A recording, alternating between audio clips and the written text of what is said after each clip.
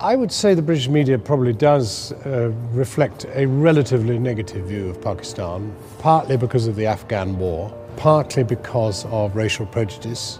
There's a long history of prejudice against Pakistani immigrants, possibly got better, actually, if anything, in terms of domestic attitudes.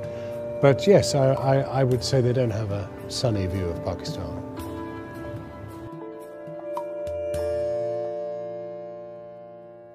You know, 9/11 was a pretty devastating moment for the world and for Islam and for perceptions of the Muslim faith.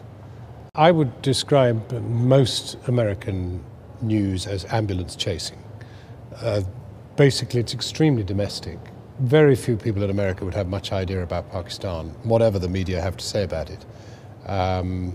America is its own world. They've got their own deserts, valleys, mountains, ice caps. So they don't sort of need the rest of us. And so they live within this cocoon. And therefore, trying to discuss Pakistan or even Afghanistan, where they have hundreds of thousands or tens of thousands of troops, is not easy. I think Britain, because it's a tiny place, which has enjoyed an enormous empire in the past, is much more at ease with discussing international issues and international events. And we have a much more diverse population in a funny sort of way. And therefore, there is much more information about what's going on in foreign parts. We have a huge Pakistani diaspora here, and therefore it's perfectly reasonable that we should invest in Pakistan. Our two-way relationship is pretty key.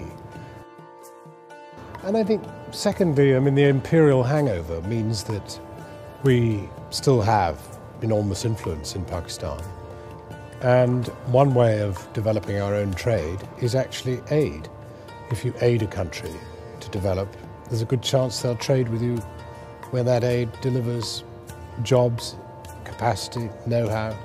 So I think it's pretty natural that the British government should invest very heavily in aiding Pakistan. It's a troubled country because it's right on the frontier of Western interests in Afghanistan, and I think that's made life very difficult. It's also a country which has suffered natural disasters, earthquakes, floods, and is also to some extent a victim of the division of India and Pakistan back at the end of the 1940s, which probably wasn't done in the most brilliant way imaginable. I mean, terrible loss of life, awful division of families and the rest of it.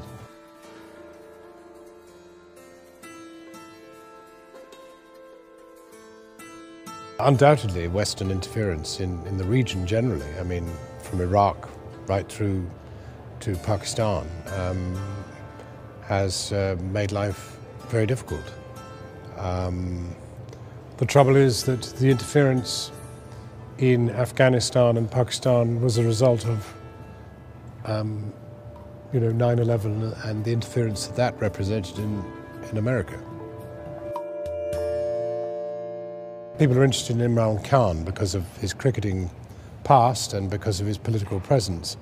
And I'm not sure that that's necessarily a discussion about Islam. It's a discussion about somebody who appears to be rather an interesting individual who is trying to do something for his country.